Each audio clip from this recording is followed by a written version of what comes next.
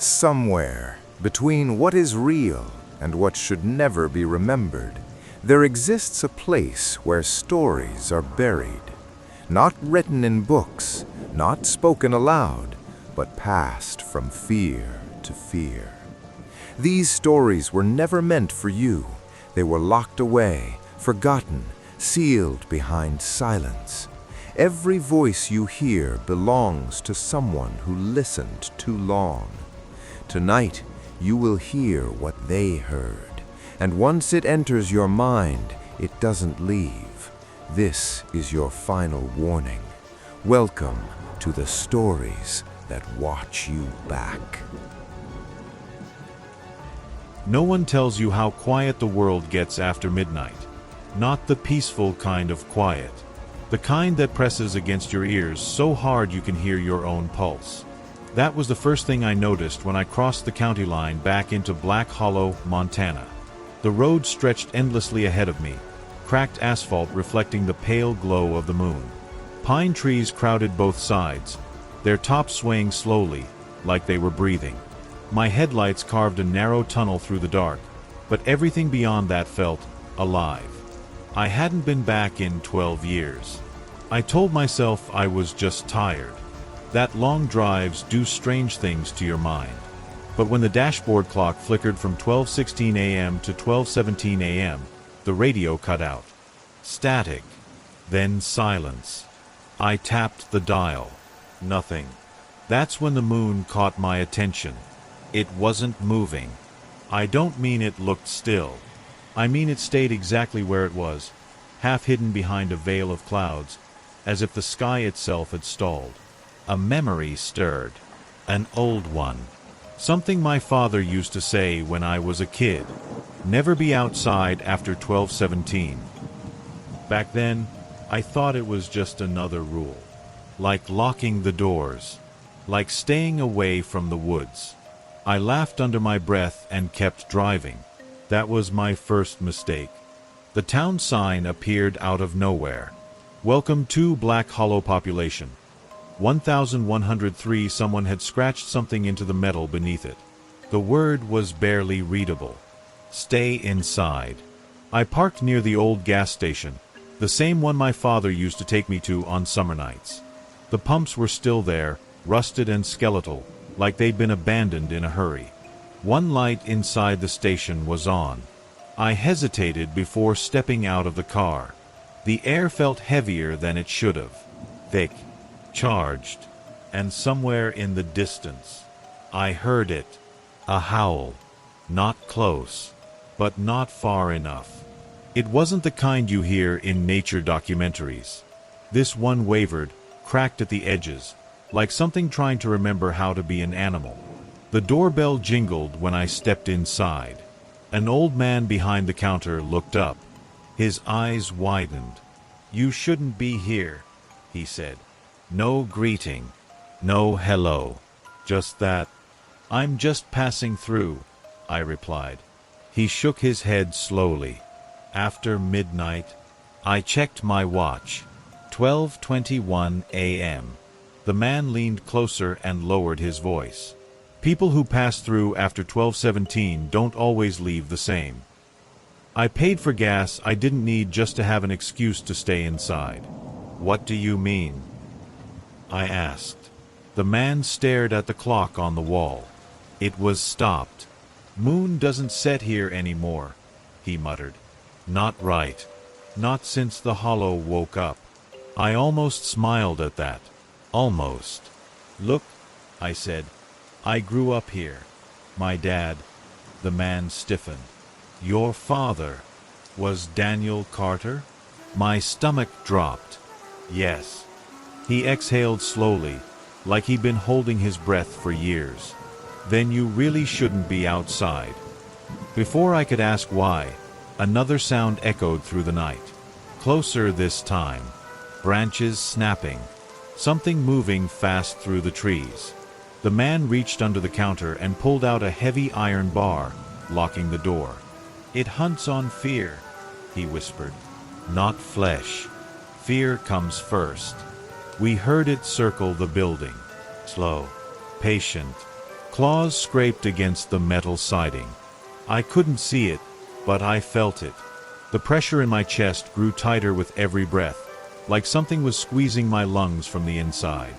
Then the howling stopped. Silence. The worst kind. The old man leaned toward me and whispered, "It knows you're back." "What?" I whispered back. "What knows?" But he didn't answer. The lights flickered, and in the reflection of the glass door, I saw something move behind us. Not a body. A shadow. Too tall, too thin, and shaped like it had forgotten how to be human. The creature never entered. It didn't need to. After a while, the pressure lifted. The forest grew quiet again. The old man unlocked the door and sagged against the counter. "You should go home," he said, "before it remembers you too well." "My father," I said. What did he know? The man met my eyes. He was the last one who tried to leave. That was when I understood something terrible. I hadn't come back to Black Hollow by accident. And the moon. It still hadn't moved. Some towns are built on land. Black Hollow was built on a curse that never learned how to sleep. I drove the last mile with my hands clenched so tight around the wheel that my knuckles turned pale. Black Hollow wasn't a town that slept. It just closed its eyes. No street lights. No late-night diner glow.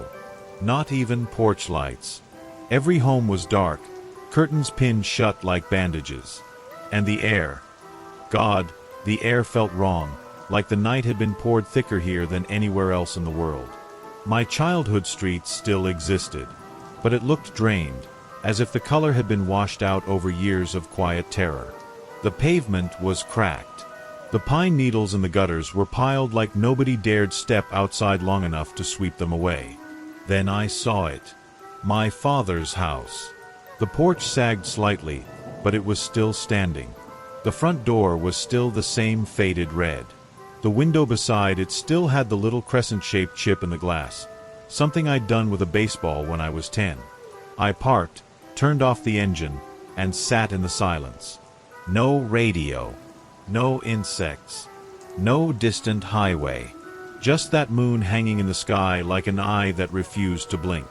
I grabbed my bag and stepped out. The cold hit me like a hand pressing against my chest.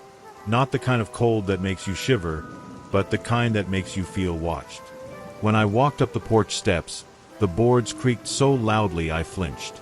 And in the moment before I put my key into the lock, I swore I heard breathing on the other side of the door. Slow, deep, patient. I froze. Then the breathing stopped. And somehow, that was worse. The lock resisted like it hadn't been used in years. When it finally turned, the door opened with a long, tired groan. Inside, the air smelled like dust, stale wood, and something else. Something metallic and faint, like old pennies. My flashlight beam cut across the living room, revealing furniture draped in sheets like sleeping bodies. I stepped in and shut the door behind me. The sound of the latch clicking into place echoed through the house, and for a second, I had the insane thought that the house had been holding its breath and had just exhaled. I moved slowly through the rooms. Everything felt preserved. Not clean, just untouched. My father's boots still sat by the front closet. The framed family photo still hung slightly crooked. But the most disturbing thing was the quiet. A normal empty house has little noises. Settling wood, pipes, the distant sigh of wind. This house had none of that. It felt like the kind of quiet you get right before something happens. I found the kitchen table and set my bag down. That's when I noticed something on the table. A notebook. Not just any notebook. My father's old field journal, the one he used to keep in his jacket when he'd go for walks in the woods. I hadn't seen it since I was a kid, and it was open, like someone had been reading it. I aimed the flashlight down at the page. The handwriting was my father's, sharp and slanted. Only one sentence was written at the top, underlined so hard the ink tore the paper. If you're reading this, do not trust the moon. I flipped pages. Most of it was my father documenting normal things at first. Weather, strange animal tracks, missing pets, the same names appearing in different places like he was tracking patterns. Then the writing changed. It became frantic, pressed harder into the paper. Sentences shortened into fragments. They don't remember what they do. The sound isn't a howl. It's a signal. The moon is not a moon. I stopped breathing when I read that last one. I glanced up at the window. Moonlight filtered through the curtain seems like thin silver knives. I force myself to keep reading. 12:17 is the hinge. That's when it turns. That's when the hollow opens its mouth. The hairs on my arms rose. I checked my watch. 12:16 a.m. I swallowed. A second later, the minute hand ticked forward. 12:17. At that exact moment, the lights in the house flickered. I hadn't turned any on, but they flickered anyway, like the house had briefly remembered electricity existed. Then the temperature dropped. My breath fogged the air. And somewhere above me, upstairs, something creaked. A slow, careful step. Not the house settling. A step. I turned my flashlight toward the stairwell, heart pounding in my throat. "Hello," I called out, instantly hating myself for doing it. No answer. Another step. Then another. Slowly, something began to descend. I couldn't see it yet, but I could hear the sound of nails tapping lightly on wood, like fingers that had become something else. I backed up until my shoulders hit the kitchen counter. The footsteps paused at the top of the stairs. And then, very softly, I heard something sniff the air, like it was tasting me. I did the only thing my mind could think of. I grabbed the nearest object, a glass picture frame, and held it up like a shield. Not because I thought it would protect me. Because my father's journal had a line I'd skimmed over earlier. It shows itself in reflections before it shows itself in the world. My hands trembled as I angled the glass toward the stairwell. At first, I saw nothing. Just darkness and a faint glimmer of moonlight. Then the reflection shifted. Something tall moved in the blackness, too tall to be human. Its outline was wrong, like joints bending the wrong way. And then, eyes. Not bright, not glowing like a movie monster. Just pale, reflective eyes that caught my flashlight beam like a deer's, only colder. The thing didn't come down the stairs. It just watched. And the worst part? In the reflection, I saw something else. It wasn't only looking at me. It was looking at the corner behind me, like it was checking if I was alone. I didn't turn, because I was suddenly terrified that if I turned, I'd confirm I wasn't. A knock came from the front door. 3 slow knocks. I almost laughed from relief. Someone real, someone human. Then the knock came again. Not on the door. On the window. Right beside my head. Up, up, up. My blood turned to ice. I didn't move. The tapping slid upward along the glass, like nails dragging lightly. Then stopped. A voice spoke from outside. It sounded like a woman. Soft. Familiar. My mother's voice. "Open the door," it whispered. I felt my eyes sting instantly, like grief had been waiting behind my ribs for years and someone had finally called it by name. "My mom is dead," I said aloud, voice cracking. Silence. Then the whisper again, closer. "Open the door, baby. I'm cold." Behind me, the steps on the staircase shifted. The thing upstairs was moving again, but not down. Sideways. Like it was pacing. Like it was enjoying this. I remembered the gas station man's words. It hunts on fear, not flesh. Fear comes first. The voice outside changed. My father now. Low, firm, the way he used to sound when he was trying not to scare me. "Son," it said, "you have to let me in." My throat tightened. My hands shook so badly I almost dropped the glass frame. "You're not him," I whispered. The voice outside sighed, and for a moment, something slipped through the disguise, something rough, layered, like a growl behind a human mouth. Then it spoke again, almost gently. "Smart boy." Ap, ap, ap. The front door handle jiggled once, not trying to break in, just reminding me it could. I stumbled back from the door and fell into the kitchen chair. I forced myself to breathe. My mind raced through everything. The journal, the still moon, the whispers, the reflection. Then I noticed something I hadn't before. A second notebook page had been folded and wedged between the journal's spine, like my father had hidden it there intentionally. I pulled it out. It was a single sheet of paper, covered in my father's handwriting. At the top he'd written, "Rules for surviving the hollow below" were 4 lines. Do not answer voices outside after 12:17. Do not look at the moon directly when it stares back. If you hear your name in the woods, leave something behind and run. If you smell pennies, you are already late. I read that last line twice, and then I realized the metallic smell in the house. Faint, but constant. Pennies. I lifted my sleeve and sniffed. The smell was on me, not the house. Me. My stomach dropped.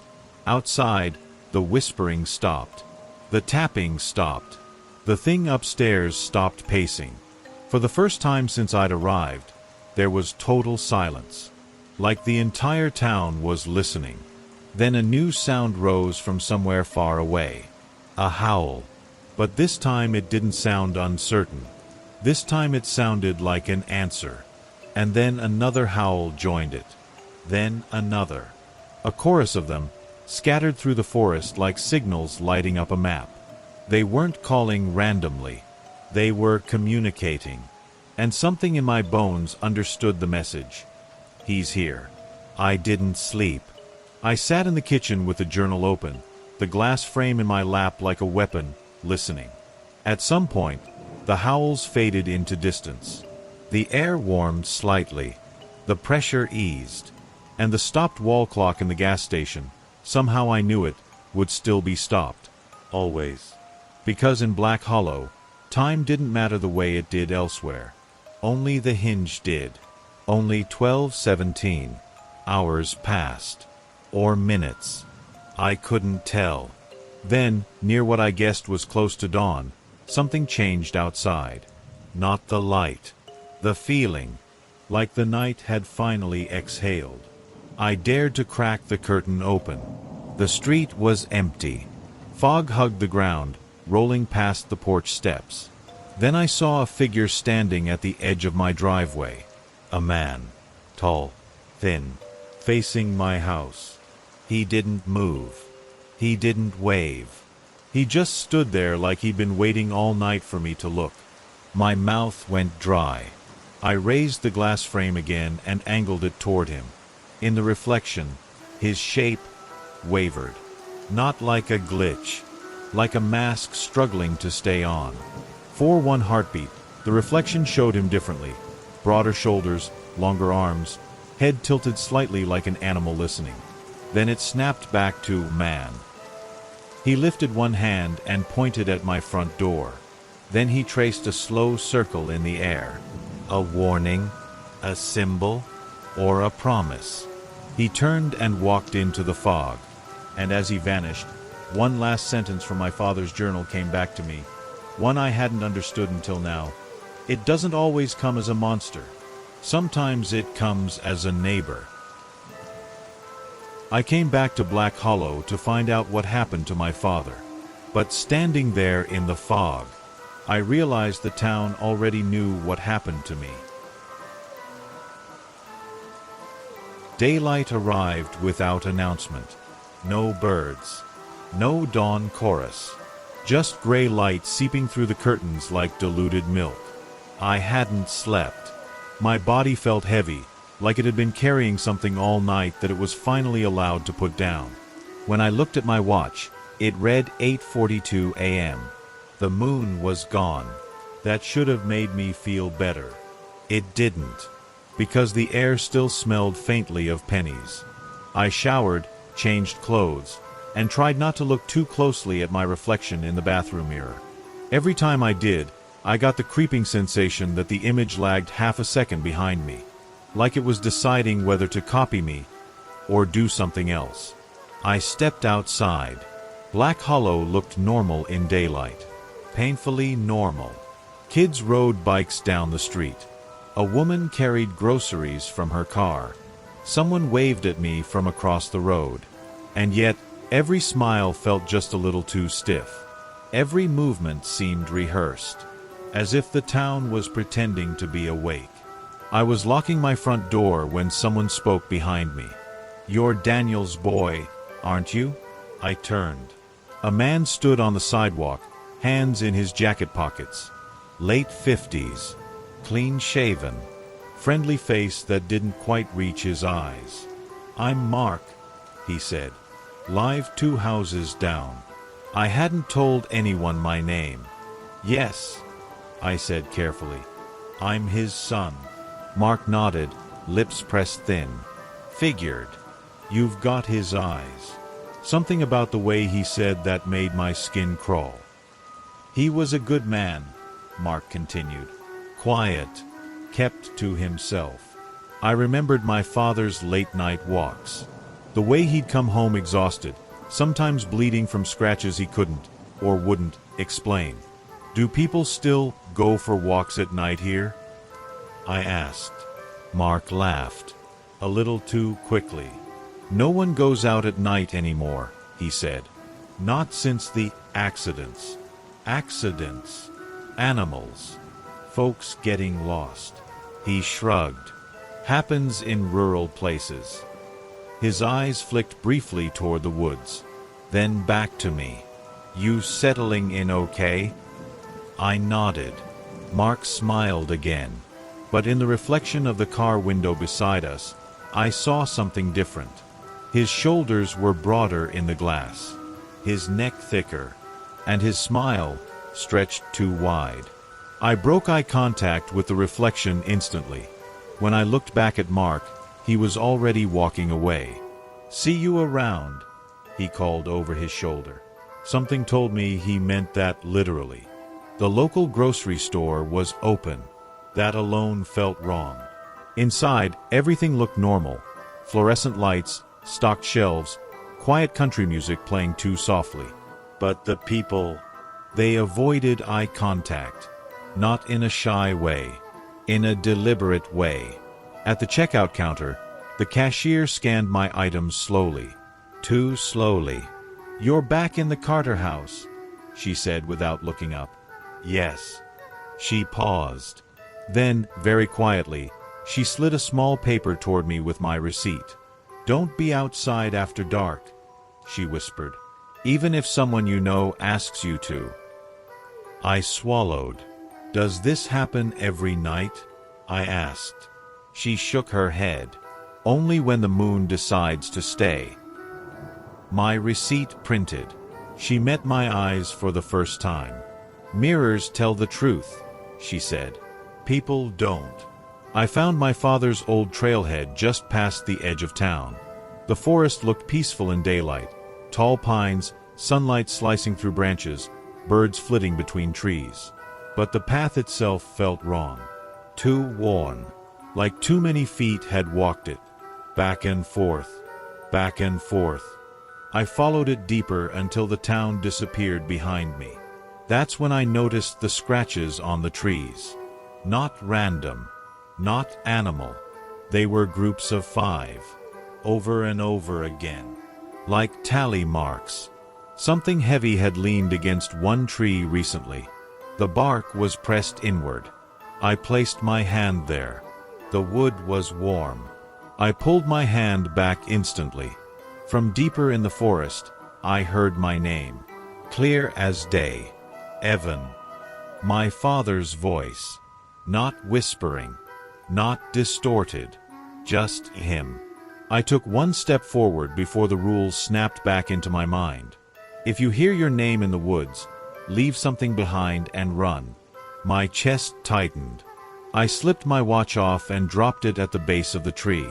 Then I ran. Branches whipped my face. Roots nearly sent me sprawling. Behind me, the voice followed, calm, disappointed. You don't have to be afraid, it said. We take care of our own.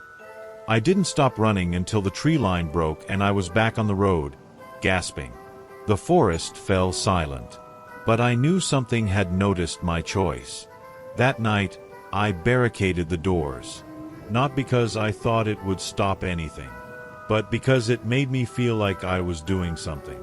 I sat on the couch with my father's journal open, flashlight ready, mirror within reach. I found a section marked with a symbol I didn't recognize, half moon crossed with claw marks. The phases, my father had written, it doesn't change all at once. First comes awareness, then hunger, then permission. I frowned.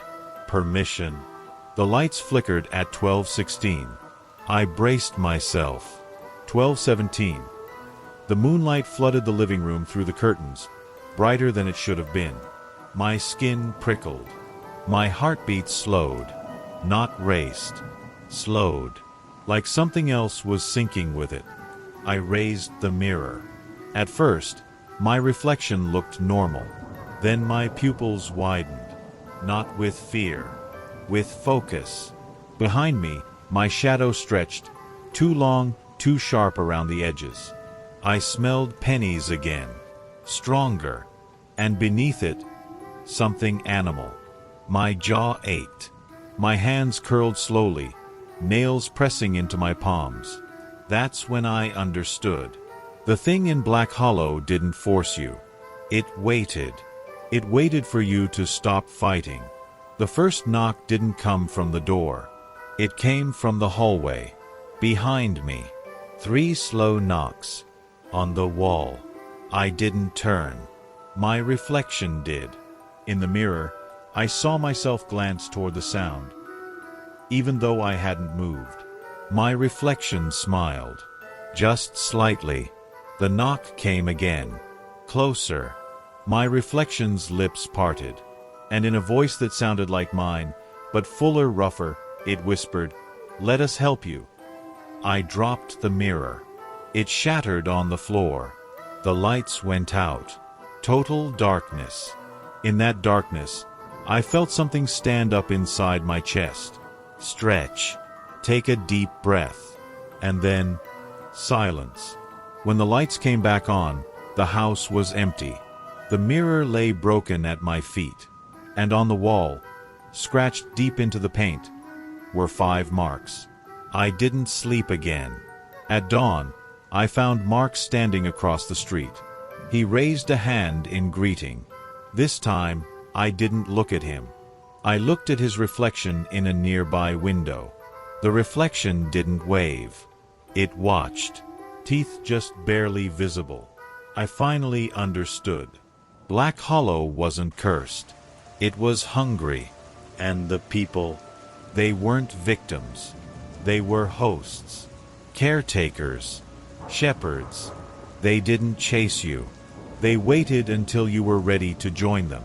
Until fear turned into curiosity. Until resistance turned into permission. Mark spoke. First nights are the hardest, he said gently. After that, it gets easier. I met his eyes. For who? I asked. He smiled. For us. The curse of Black Hollow wasn't the thing that hunted at night. It was the part of you that wanted to stop running. By late afternoon, Black Hollow stopped pretending. I noticed it in the way conversations ended when I walked past. The way doors closed a second too fast. The way people stood on their porches doing nothing. Until I appeared. I tried to convince myself it was paranoia. But paranoia doesn't make shadows turn their heads. Everywhere I went, reflections betrayed the truth. Windows showed people standing a little too tall. Car mirrors stretched faces into shapes that didn't belong to daylight. Store glass showed teeth that weren't there when I looked directly. The town wasn't hiding anymore. It was waiting. I felt it in my chest, an awareness humming under my skin, like a second heartbeat learning my rhythm. I checked my watch compulsively. Time moved normally now, which somehow made it worse. When I returned home, my father's house felt different. Not empty, attentive. The walls creaked as if adjusting themselves. The air carried that faint metallic smell again, but softer, less like warning, more like invitation. I found new pages in the journal. I know they hadn't been there before. The ink was still wet. The town does not turn you. IT simply makes it easier to stop saying no. I flipped ahead. Whole sections were missing, ripped out. At the back, a single paragraph remained. The worst part isn't the change. It's how reasonable it starts to feel.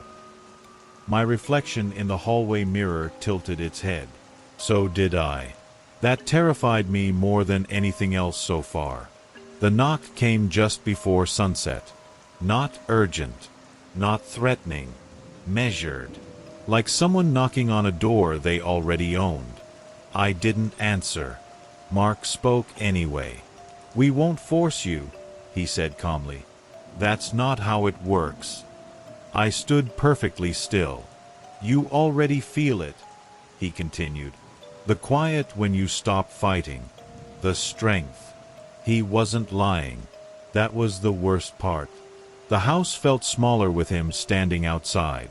Like the walls had decided which side they were on. "Your father understood," Mark said. Too late. But he understood. That hurt more than any threat could have. I finally spoke. "He tried to stop you." Mark chuckled softly. "No." He tried to stop himself. The moon crested the tree-line. Not full, but watching. The lights dimmed without flickering this time. At 12:17, the house didn't resist. It opened. Doors unlocked. Windows unlatched. The air warmed. Moonlight poured in like breath after holding it too long. My reflection stood up before I did. It moved smoothly. Confident. I stayed seated. "You don't need to be afraid anymore," it said. Its voice was mine, only steadier. I felt my pulse slow. My hearing sharpened. I could hear the town breathing. Together. The door opened. No hands. Just acceptance. I don't remember crossing the porch. I remember the road under my feet. Cold, grounding, real. People emerged from houses quietly. No chanting. No frenzy. Just movement. We walked together like this had happened 1,000 times before. Some of them limped. Some walked too smoothly. Children stood on porches, watched by parents who never blinked. No one cried. That disturbed me more than screams ever could. The woods welcomed us. Branches parted. The moon brightened. And for the first time, I understood the howls. They weren't cries. They were coordinates. The forest changed us. Not violently. Gradually. Movements grew fluid. Steps lengthened. Breath deepened. I felt powerful. Connected. The fear that had haunted me for days dissolved into something simpler. Purpose. A scent cut through the night. Foreign. Someone new. Lost. The others felt it too. I sensed their attention shift. Not hunger, not cruelty. Expectation. This was how the town survived. Not by killing, by continuing. I saw the runner ahead, a man stumbling, panicked, heart loud in my ears. I stopped. The others slowed. The reflection appeared beside me again. "You can end this," it said.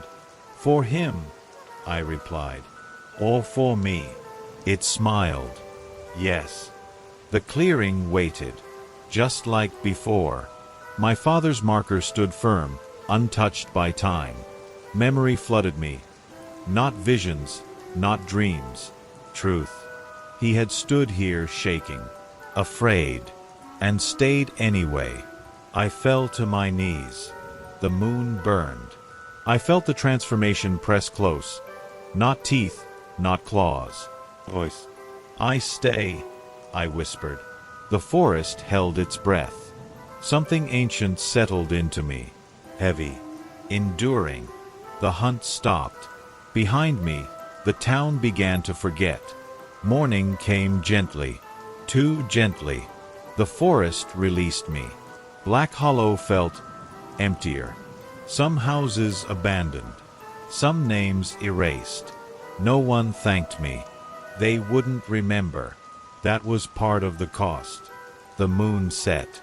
But sometimes, some nights, it hesitates.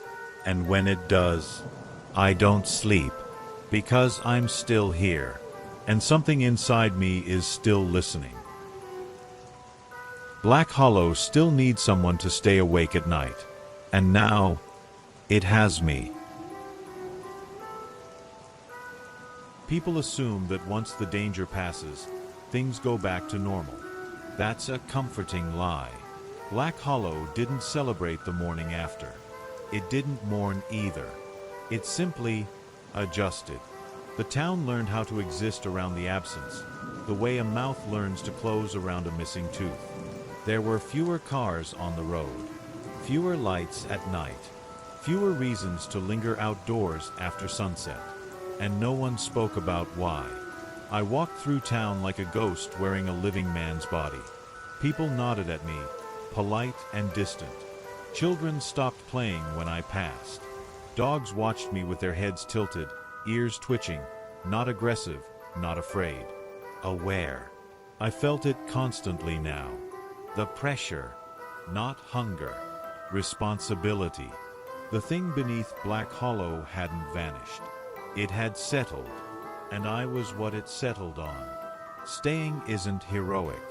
No one tells stories about the people who stay.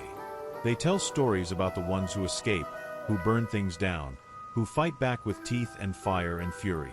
Staying is quieter than that. Staying is waking up every night at 12:16 without an alarm. Staying is feeling the moon before you see it.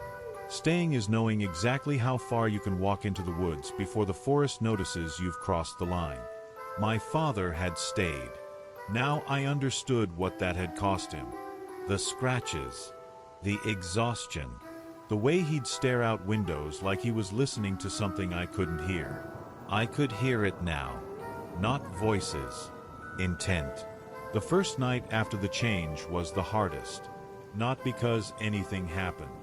Because nothing did. No howls. No movement in the trees. No whispers sliding through the cracks in the house. Just stillness. And in that stillness, I felt it testing me. Not attacking. Leaning. Like a great weight shifting slowly to see if I'd buckle. At 12:17, the moon rose. I didn't look directly at it. I didn't need to. It was inside me now. Not possession. Alignment. The house creaked. The woods exhaled.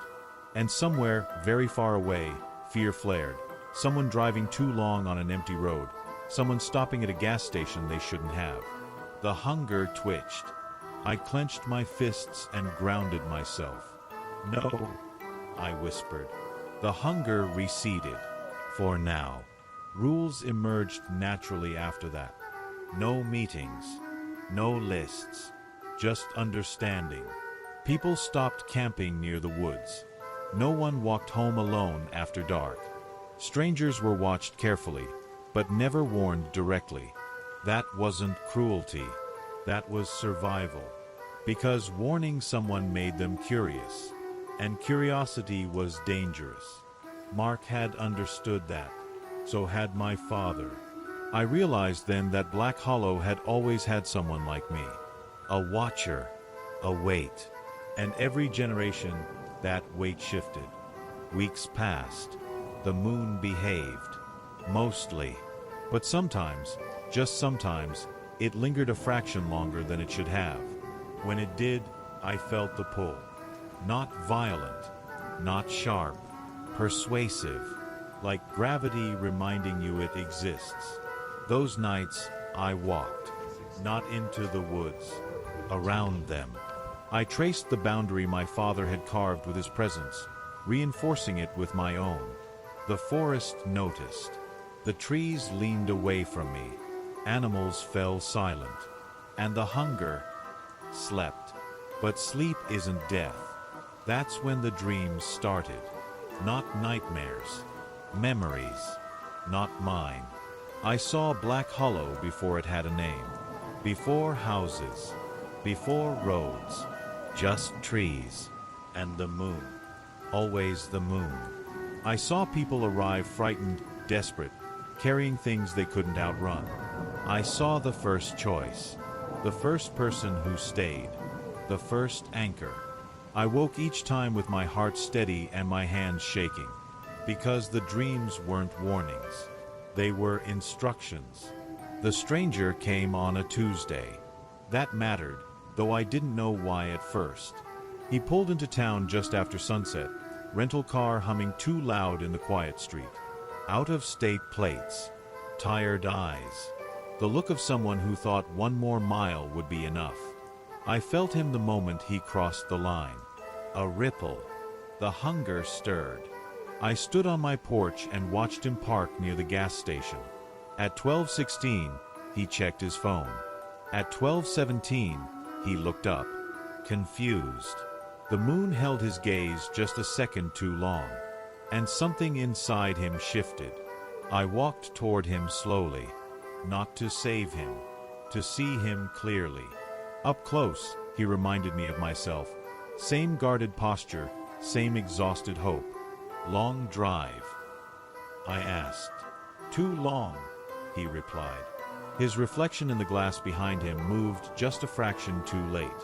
He didn't notice. I did. The hunger recognized him, not as prey, as potential. That was worse. I brought him to my house. Not everyone gets that chance. He sat at the table, hands wrapped around a cup he hadn't drunk from. There's something wrong here, he said finally. Yes, I replied. Silence stretched. Then he asked it. The same question everyone asks once they feel the truth. What does it want? I looked at the journal, then at the moonlit window.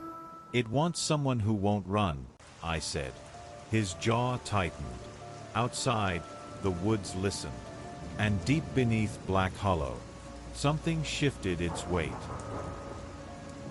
Every curse has a beginning, and every beginning waits for someone new to arrive. I never told him all the rules, not because I forgot, because some rules only exist as long as you don't say them out loud. That night, after he left my house, I stood at the window and watched him walk back toward the gas station. His steps were uneven now, like his body was arguing with itself.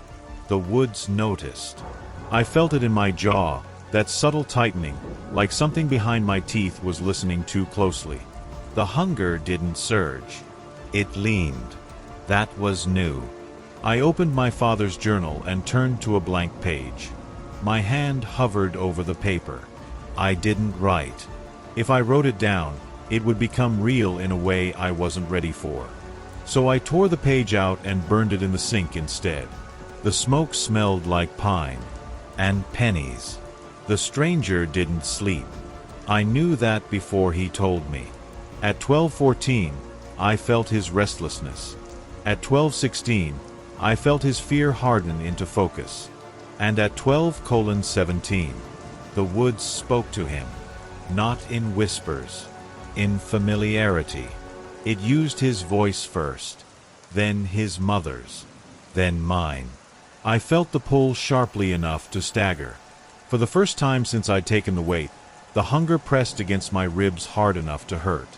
Not yet, I whispered into the dark. The woods hesitated.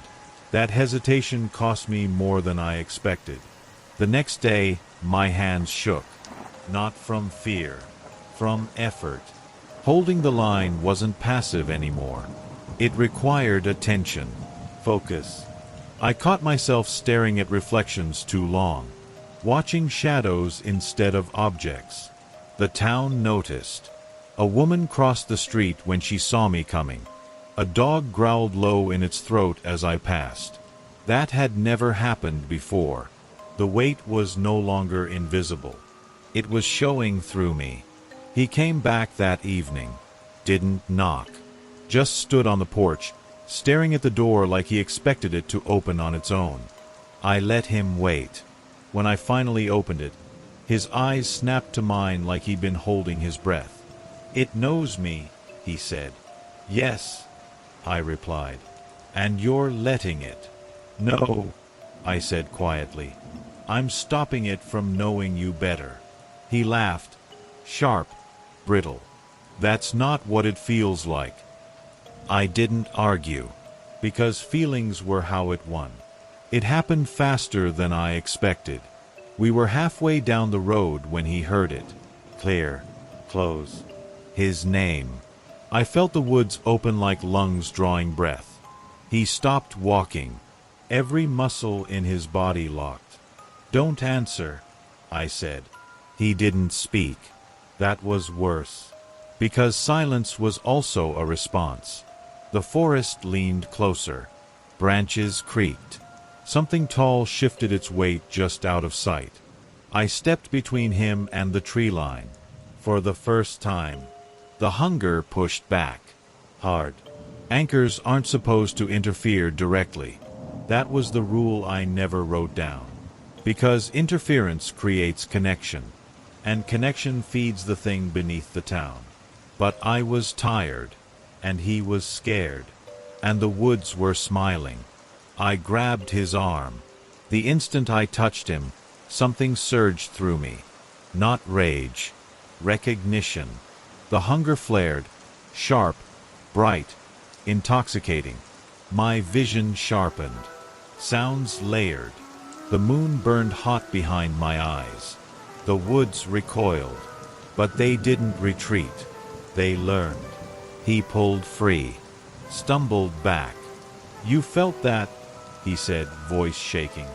I didn't answer, because I had. And so had the thing beneath Black Hollow. That night, the moon lingered longer than it ever had before. The hunger didn't sleep. It waited for me. Sleep finally took me. Not gently. The dreams returned, but they were different now. They weren't memories. They were rehearsals. I saw myself running, hunting, standing in the clearing again, but this time no stone, no choice, just release. I woke choking on the smell of wet fur. My nails were digging into the mattress.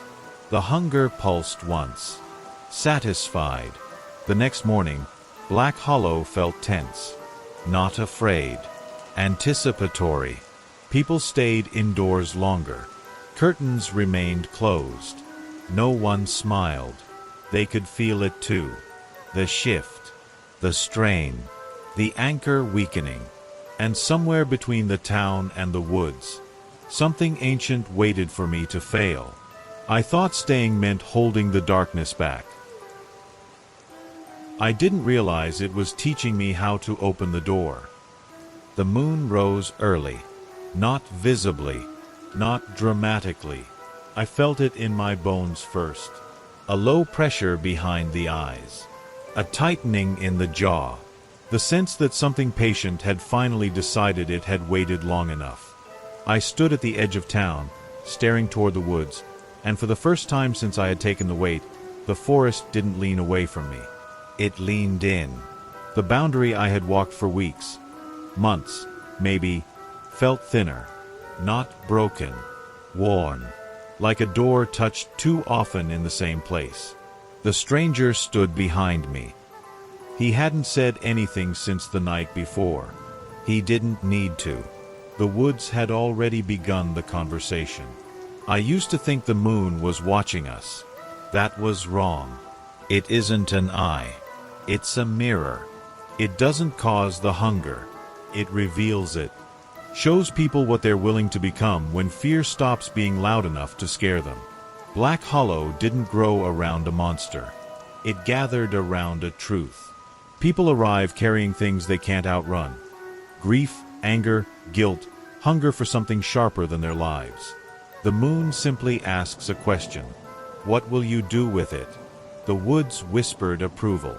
The stranger trembled. I understood then why anchors always fail. Not because they're weak, because eventually they understand. We didn't run.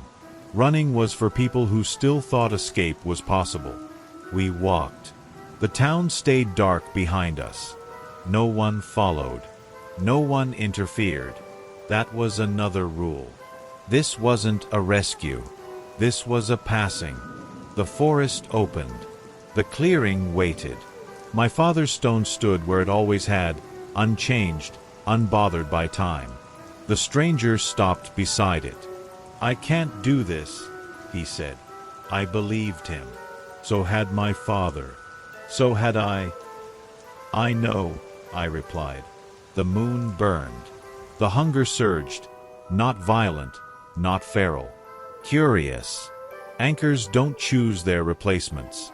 The replacement chooses them. The stranger looked at the stone, at the woods, at me, and finally, at himself. I don't want to hurt anyone, he whispered. That was the answer. That was always the answer. The hunger recoiled, not defeated, contained. I felt the weight loosen, not disappear, shift, like a tide changing direction. The stranger gasped, fell to his knees, and something ancient settled into him. Not claws, not fur. Awareness. The moment the weight left me, my knees buckled. I hadn't realized how much of myself I'd been using just to stand. The woods exhaled. The town slept easier. And the stranger, now the anchor, looked up at me with tears in his eyes. I hear it, he said. Yes, I replied. You will. For how long? I thought of my father, of the journal, of the dreams. As long as you can, I said, and meant it. Dawn came gently. The forest released me like it had never known my name. At the edge of town, I stopped and looked back once. Black Hollow looked ordinary. That was its greatest defense. I crossed the county line without resistance. No pain, no pull, just silence.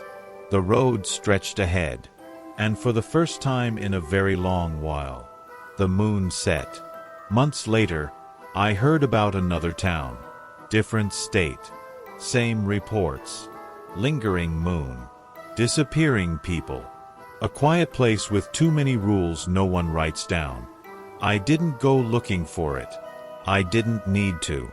Because somewhere out there, someone was standing at 12:17, feeling the night lean toward them. And somewhere else, the moon was waiting to ask its question again. The moon doesn't hunt. It waits for someone who won't run. Before you go, look around the room for a moment. The story may have stopped here. If any of these stories stayed with you, you're not alone. Comment below the moment that made you pause, the part you can't stop thinking about, or the timestamp that felt too real. And if you don't want to face nights like this alone, subscribe now. New true horror stories every night, longer, darker, and closer to home. Turn off the lights, keep the volume low, and check your surroundings one last time. Good night.